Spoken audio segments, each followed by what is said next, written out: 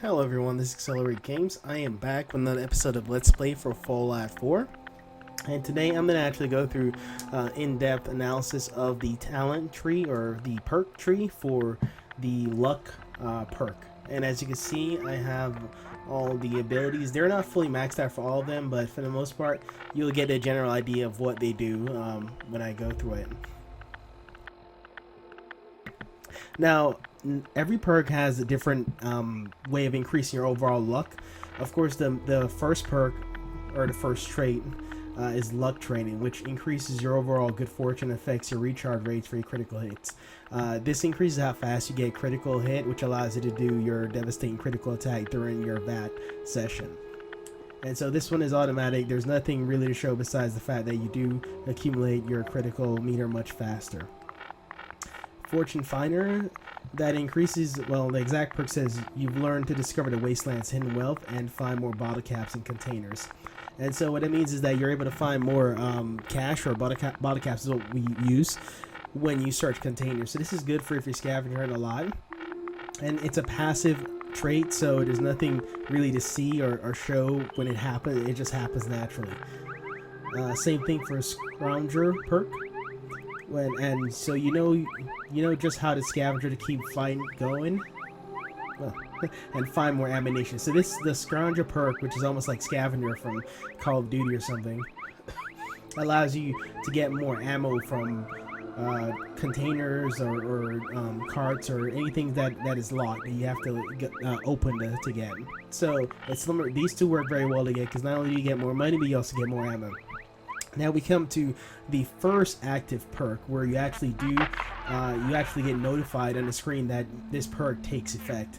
And what this perk does, and I'll go through rank 1 through 4. So rank 1 increases your, you have a 5% bonus damage, means enemies will sometimes explode in a glory red paste, which watch out for flying eyeballs. Okay. And so 10% at level 2. In combat, 15%, and then at max rank, when the enemy explodes, nearby enemies may suffer the same fate. So at max rank, you do 15% damage and exploding and dying instantly, and that could also trigger the person next to them, or the enemy next to them, also triggering and dying instantly. And so I'm going to show you clips of how that happens right now.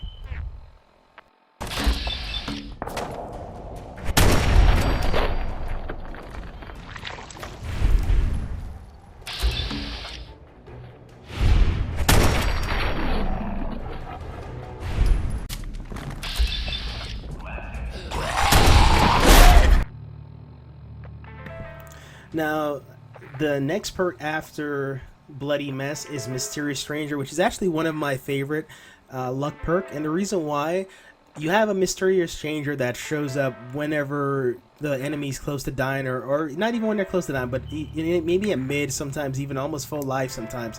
And when this Mysterious shows up, it usually automatically ends in a death for whoever he's targeting. I've only seen one time where it did not result in a death, and I think it's because there was some like object in front of the bullet trajectory way, so the bullet didn't actually hit the intended target. So that was the only time I've ever seen the Mysterious Stranger not kill somebody. But it is an incredibly useful perk, and it often means that you can kill a lot more enemies than sometimes possible. And the best part about this perk is that when the Mysterious Stranger appears, he's actually a targetable individual for the enemies. So if he appears and there's multiple enemies, because the Mysterious Stranger is closest to them, they will automatically target him, even though they don't do anything to him. He's invisible. So it temporarily takes the attention or aggro off of you and puts it on the Mysterious Stranger. Look at some of the Mysterious Stranger clips in action.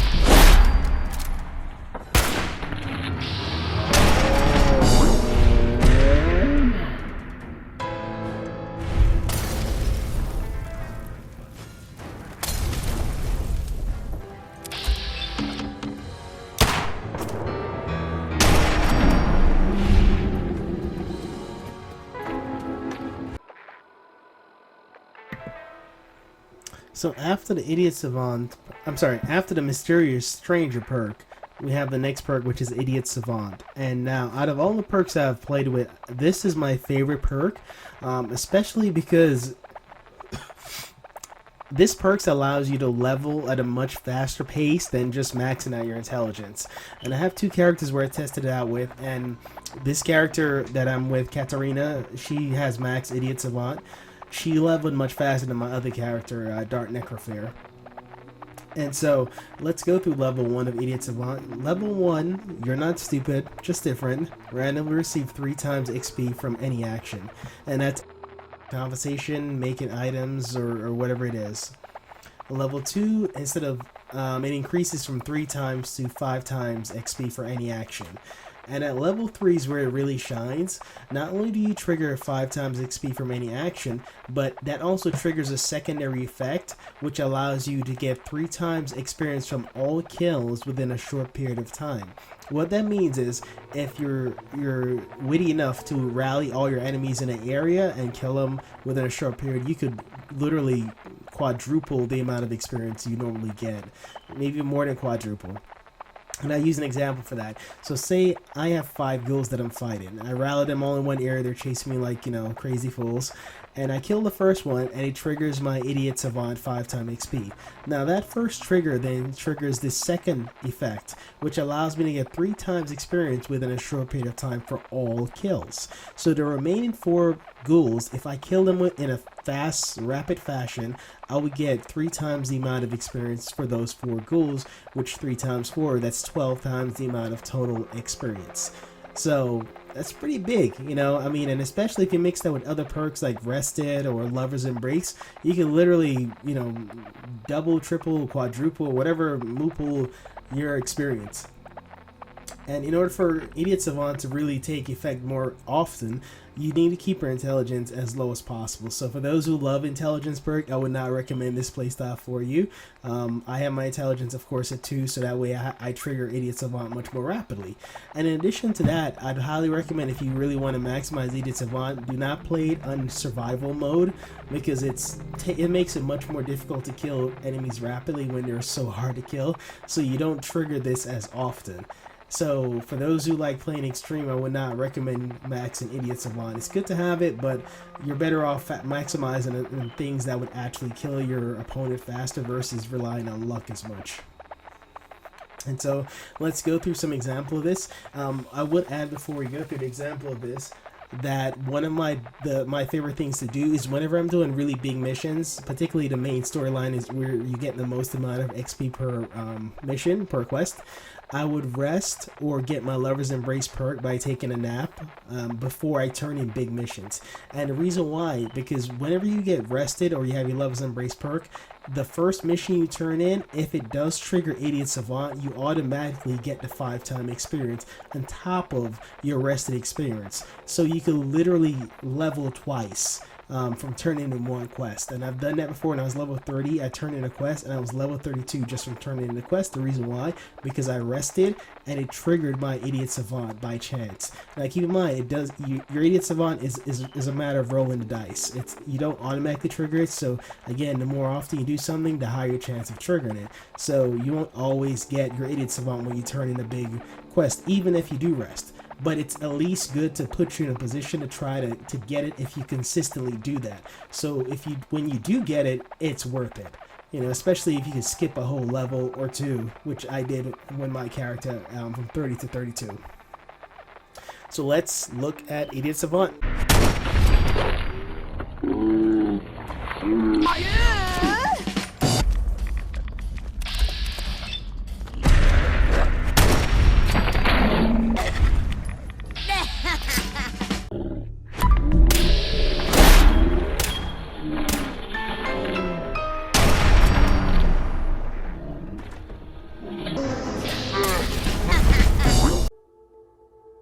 Having the best dream. I rescued that kidnapped settler. We've got another settlement on our side now. Good. Another win for the Minutemen. Keep it up, and pretty soon we'll have the whole Commonwealth behind us. If you've got time, something else. I've gotten word about us. I'll mark it on your map. We'll find out. I took care of those super mutants. The settlers were relieved to not have them to worry about anymore. Thank God. Super mutants. As usual, a pack of ghouls can hold up near a cell. They could use our help. I'll mark it on your map. We can use all the support we can get. So see what you can do to help.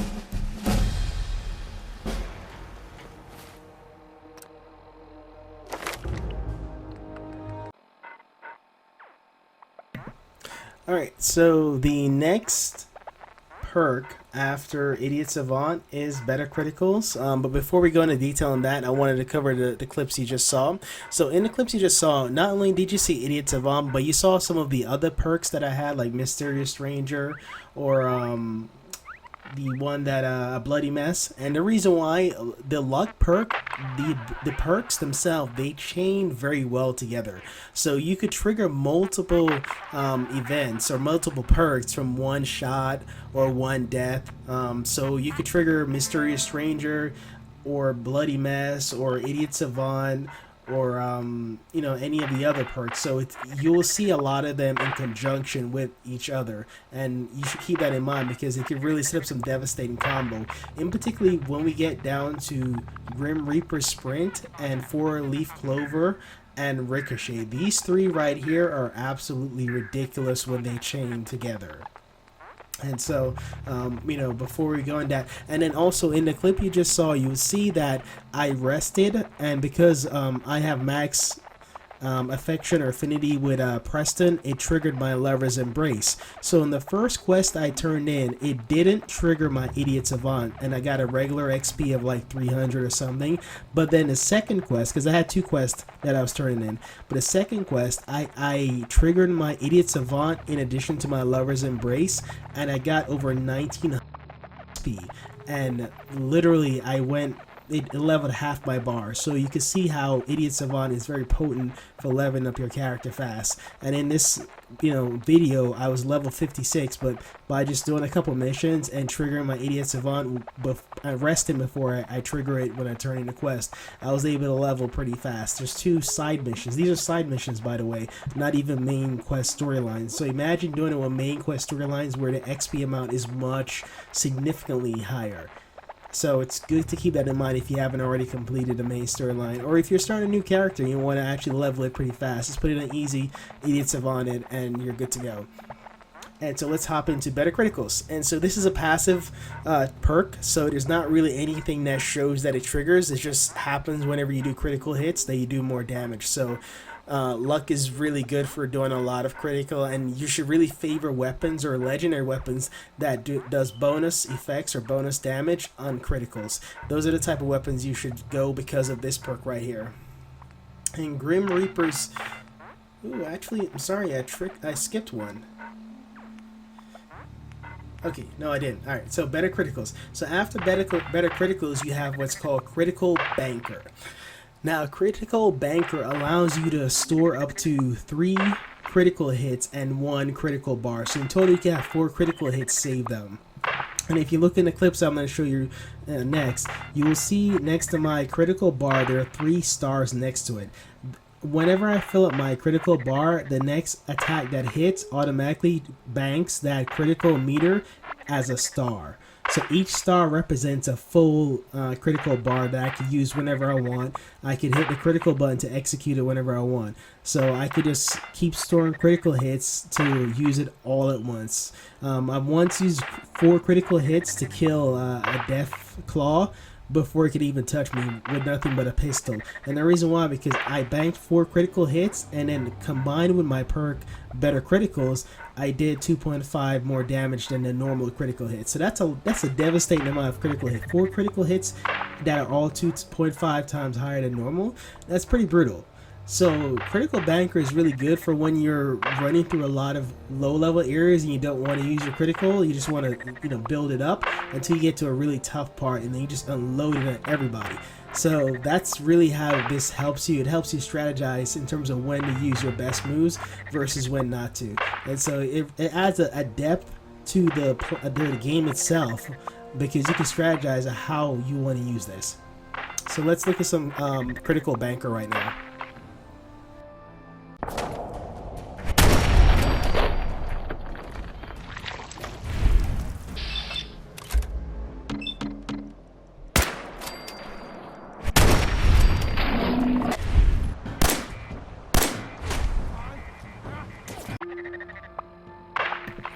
Alright, so after Critical Banker, we have what's called Grim Reaper Sprint.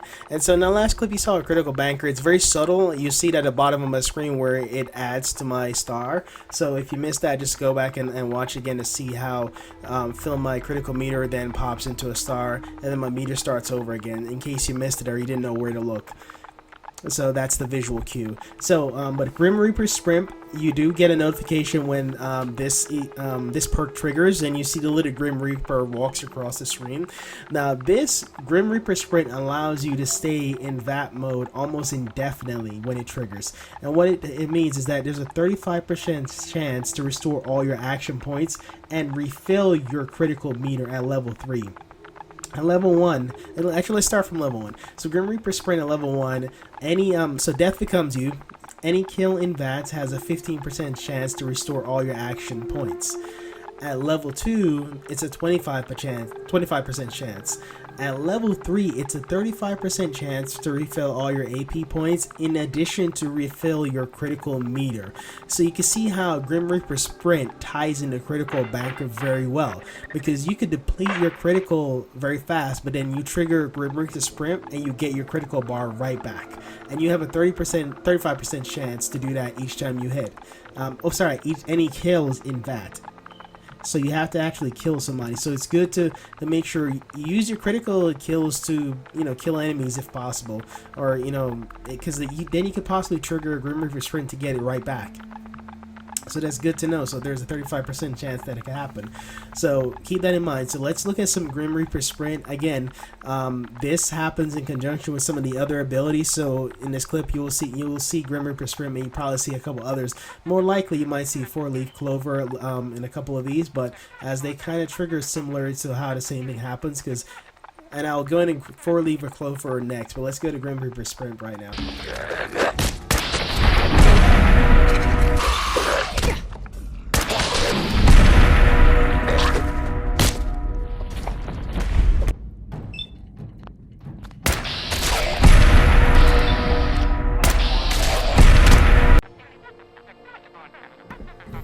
Alright, so the next perk after Grim Reaper Sprint is 4-leaf clover, and before on that, the previous clip you saw for Grim Reaper Sprint, you can see it could trigger multiple back-to-back depending on when you kill enemies. So sometimes it could actually be good to set up enemies before you mow them down, so you can trigger Grim Reaper Sprint and at the same time not lose much of your critical meter and your AP points. Now, for 4-leaf clover, this one is really good for helping again with your critical meter. And so you can see Critical Bank, Grim Reaper Sprint, and now 4-leaf clover all have significant benefit on your critical meter. So let's start with level 1. Level 1, feeling lucky? You should. Each hit in VAT has a chance of filling your critical meter. Each hit in VAT, and at level 2, each hit in VAT now has an even better chance of filling your critical meter. And level 3, that has a very good chance of filling your critical meter. They don't actually give you the percentage, so I'm guessing that it's probably better, not better than a Grim Reaper Sprint, but it's probably closer to like 25% at max level, I would guess. Because it'll be a bit of a cheat if you're able to fill your critical meter so fast because of this and then Grim Reaper Sprint at the same time triggering. So, and then at level 4, 4-leaf clover, you now have an excellent chance of filling your critical meter. And so these are, of course, are unlocked at different levels. You can see that as they go through each level. So what 4-leaf clover does, when it triggers, you see a little leaf appears, similar to how you see the Grim Reaper Sprint appear at the bottom of your screen, and so you're able to get your critical meter refilled. So you could trigger Grim Reaper's Sprint, but if that doesn't trigger, then 4-leaf clover could trigger. However, the thing about 4-leaf clover that makes it a little bit better for refilling critical meter is that each hit versus Grim Reaper's where it's each kill or any kill. So there's a much more chances to actually kill, not kill, but to get 4-leaf clover because it's each hit. However, the percentage is much lower than Grim Reaper Sprint, so it's a trade-off. So in essence, if you're about to kill somebody, then yeah, definitely want to use your critical to kill him. However, if you want to get your critical up, then 4-leaf clover and doing a lot more hits before you finish him off is the best. So there's a little bit nuance to that depending on what you want to do. If you're fighting a lot of enemies, then yeah, you probably want to kill them fast using Grim Reaper sprint and doing a lot of critical hits. However, if you find a tough enemy, you know, that's when 4-leaf clover really shines, because if it's a really tough enemy, it's going to take a lot of hits to actually kill him, and so 4-leaf clover will trigger much more frequently. So, you know, these two are shine in different circumstances. You know, weaker enemies, Grim Reaper sprint; tougher enemies, 4-leaf clover. So let's look at 4-leaf clover.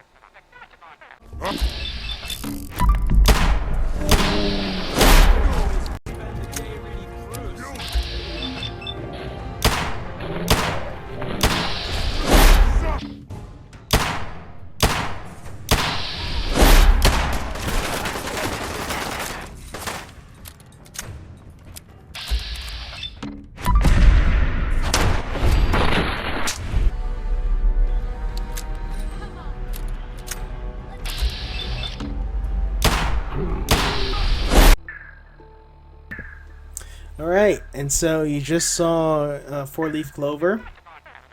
And so the next one after 4-leaf clover, and the last one, the level 10 ability, is called Ricochet. Now this is the ultimate luck ability, because of course it's the last one, but it's also a bit of a cheat because it could trigger at any time whenever you're fighting an enemy. And so let me go through what each level does. So at level 1, what goes around comes around. An enemy's range attack will sometimes ricochet back and instantly kill them. The closer you are to death, the higher this chance. At level 2, there's an increased chance for this to ricochet back and kill them.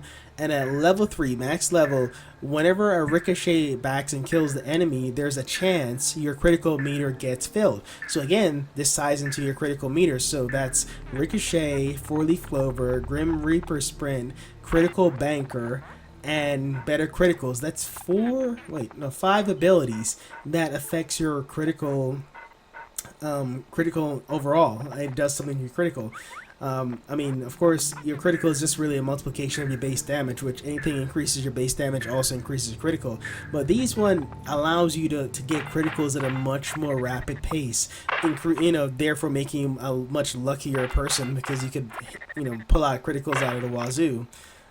But for the most part, Ricochet, I like it because there's times where I thought I was gonna die, but Ricochet triggered and I got saved. And the reason why, because the closer you are to death, the farther you are from harm, in a way. And the reason why, because of the increased percentage of this triggering. However, if they're using a minigun, be careful, only because there's so many bullets.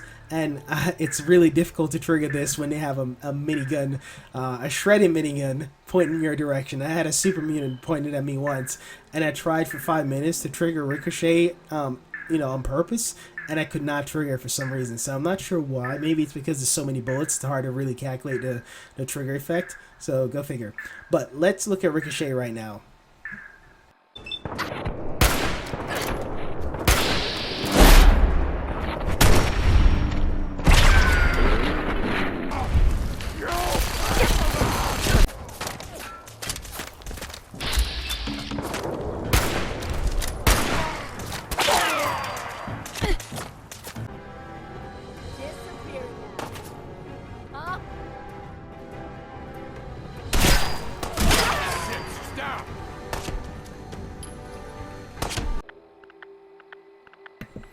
Alright, and we just saw Ricochet, which is the last ability in the Luck perk tree. And so my whole reason why I wanted to do this video, because I saw a lot of videos online that did an overview of the perk, but nothing actually showed you what it looked like or gave you an in-depth analysis of how it you could use it, with the benefits, and just give you a much more in-depth perspective. And that's the reason why I wanted to do this video, for those who might not have the Luck tree, or might they want to figure out if they should get this perk versus not, because they don't know what it will do.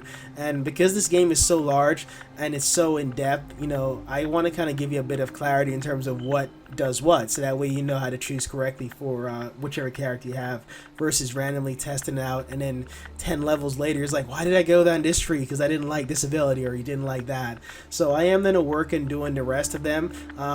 My next video will most likely be on the charisma, because as you can see I've maxed out pretty much everything in there, and so I'll do a follow-up video with charisma, or my other character Kakashi, where I maxed out agility for him. So either charisma or agility, look for that video. So you know, please like, comment, or subscribe. If there's any perks or abilities that you're curious about or have any questions about, please ask me. I do have 4 characters in Fallout 4, so I've been playing a lot, so I'm pretty versed with most of the trees. The only tree I haven't fully maxed out or have gotten really close to maxing out is the strength, but I am working on that with my 4th character. And so I hope you guys liked the video, and so please like, comment, or subscribe, and I will see you guys in the next one.